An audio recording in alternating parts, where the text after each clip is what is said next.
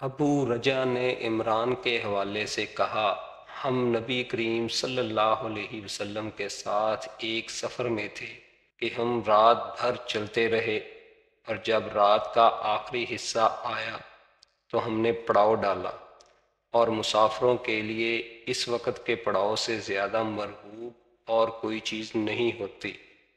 پھر ہم اس طرح غافل ہو کر سو گئے کہ ہمیں سورج کے علاوہ کوئی اور چیز بیدار نہ کر سکی۔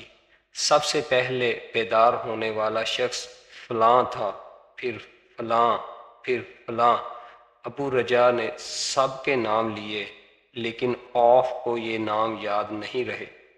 پھر چوتھے نمبر پر جاگنے والے حضرت عمر بن خطاب رضی اللہ تعالیٰ عنہ تھے، اور جب نبی کریم صلی اللہ علیہ وسلم آرام فرماتے تو ہم آپ کو جگاتے نہیں تھے، یہاں تک کہ آپ خود بخود بیدار ہوں، کیونکہ ہمیں کچھ معلوم نہیں ہوتا کہ آپ پر خواب میں کیا تازہ وحی آتی ہے۔ جب حضرت عمر جاگ گئے اور یہ آمدہ آفت دیکھی، اور وہ ایک نڈر دل والے آدمی تھے، پس زور زور سے تکبیر کہنے لگے۔ اسی طرح با آواز بلند اس وقت تک تکبیر کہتے رہے جب تک نبی کریم صلی اللہ علیہ وسلم ان کی آواز سے بیدار نہ ہو گئے۔ تو لوگوں نے پیش آمدہ مصیبت کے متعلق آپ صلی اللہ علیہ وسلم سے شکایت کی۔ اس پر آپ نے فرمایا کہ کوئی حرج نہیں، سفر شروع کرو۔ پھر آپ تھوڑی دور چلے، اس کے بعد آپ ٹھہر گئے اور وضو کا پانی طلب فرمایا، وضو کیا اور اذان کہی گئی۔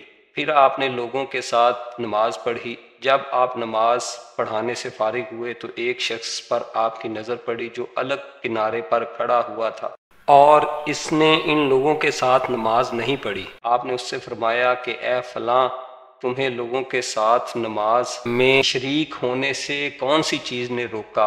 اس نے جواب دیا کہ مجھے غسل کی حاجت ہو گئی اور پانی موجود نہیں ہے۔ آپ نے فرمایا کہ پاک مٹی سے کام نکال لو، یہی تجھ کو کافی ہے۔ پھر نبی کریم صلی اللہ علیہ وسلم نے سفر شروع کیا تو لوگوں نے پیاس کی شکایت کی۔ آپ پھر ٹھہر گئے اور فلاں یعنی عمران بن حسین رضی اللہ عنہ کو بلایا۔ ابو رجا نے ان کا نام لیا تھا، لیکن اوف کو یاد نہیں رہا، اور حضرت علی رضی اللہ تعالیٰ عنہ کو بھی طلب فرمایا۔ آپ نے فرمایا کہ جاؤ پانی تلاش کرو۔ یہ دونوں نکلے، راستہ میں ایک عورت ملی جو پانی کی 2 پکھالیں اپنے اونٹ پر لٹکائے ہوئے بیچ میں سوار ہو کر جا رہی تھی۔ انہوں نے اس سے پوچھا کہ پانی کہاں ملتا ہے؟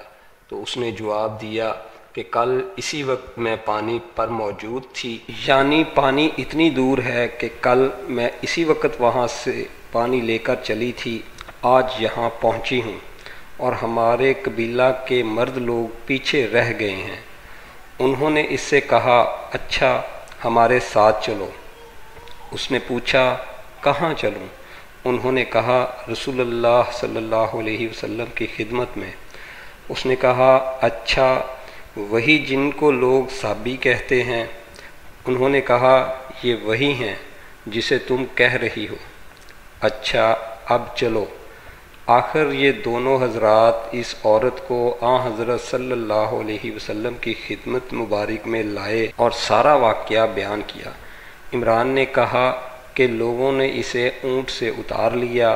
پھر نبی صلی اللہ علیہ وسلم نے ایک برتن طلب فرمایا اور دونوں پکھالوں یا مشکیزوں کے منہ اس برتن میں کھول دیے، پھر ان کا اوپر کا منہ بند کر دیا، اس کے بعد نیچے کا منہ کھول دیا، اور تمام لشکریوں میں منادی کر دی گئی کہ خود بھی سیر ہو کر پانی پئیں اور اپنے تمام جانوروں وغیرہ کو بھی پلا لیں۔ پس جس نے چاہا پانی پیا اور پلایا، اور سب سیر ہو گئے۔ آخر میں اس شخص کو بھی ایک برتن میں پانی دیا جسے غسل کی ضرورت تھی۔ آپ نے فرمایا، لے جا اور غسل کر لے۔ وہ عورت کھڑی دیکھ رہی تھی کہ اس کے پانی سے کیا کام لیے جا رہے ہیں، اور خدا کی قسم جب پانی لیا جانا ان سے بند ہوا تو ہم دیکھ رہے تھے کہ اب مشکیزوں میں پانی پہلے سے بھی زیادہ موجود تھا۔ پھر نبی صلی اللہ علیہ وسلم نے فرمایا کہ جو کچھ اس کے لیے کھانے کی چیز جمع کرو۔ لوگوں نے اس کے لیے عمدہ قسم کی کھجور، عجوہ، آٹا اور ستو اکٹھا کیا، یہاں تک کہ بہت سارا کھانا اس کے لیے جمع ہو گیا۔ تو اسے لوگوں نے ایک کپڑے میں رکھا اور عورت کو اونٹ پر سوار کر کے اس کے سامنے وہ کپڑا رکھ دیا۔ رسول اللہ صلی اللہ علیہ وسلم نے اس سے فرمایا کہ تمہیں معلوم ہے کہ ہم نے تمہارے پانی میں کوئی کمی نہیں کی ہے، لیکن اللہ تعالیٰ نے ہمیں سیراب کر دیا۔ پھر وہ اپنے گھر آئی، دیر کافی ہو چکی تھی، اس لیے گھر والوں نے پوچھا کہ اے فلانی کیوں اتنی دیر ہوئی؟ اس نے کہا ایک عجیب بات ہوئی، وہ یہ کہ مجھے 2 آدمی ملے اور مجھے اس شخص کے پاس لے گئے جسے لوگ صابی کہتے ہیں۔ وہاں اس طرح کا واقعہ پیش آیا، خدا کی قسم وہ تو اس کے اور اس کے درمیان سب سے بڑا جادوگر ہے، اور اس نے بیچ کی انگلی اور شہادت کی انگلی آسمان کی طرف اٹھا کر اشارہ کیا۔ اس کی مراد آسمان اور زمین سے تھی، یا پھر وہ واقعی اللہ کا رسول ہے۔ اس کے بعد مسلمان اس قبیلہ کے دور و نزدیک کے مشرکین پر حملے کیا کرتے تھے، لیکن اس گھرانے کو جس سے اس عورت کا تعلق تھا کوئی نقصان نہیں پہنچاتے تھے۔ یہ اچھا برتاؤ دیکھ کر ایک دن اس عورت نے اپنی قوم سے کہا کہ میرا خیال ہے کہ یہ لوگ تمہیں جان بوجھ کر چھوڑ دیتے ہیں، تو کیا تمہیں اسلام کی طرف کچھ رغبت ہے؟ قوم نے عورت کی بات مان لی اور اسلام لے آئی۔ حضرت عبداللہ امام بخاری رحمۃ اللہ علیہ نے فرمایا کہ سبا کے معنی ہیں اپنا دین چھوڑ کر دوسرے کے دین میں چلا گیا، اور ابو العالیہ نے کہا ہے کہ صائبین اہل کتاب کا ایک فرقہ ہے جو زبور پڑھتے ہیں، اور سورہ یوسف میں جو عصب کا لفظ ہے وہاں بھی اس کے معنی عمل کے ہیں۔ صحیح بخاری حدیث نمبر 344۔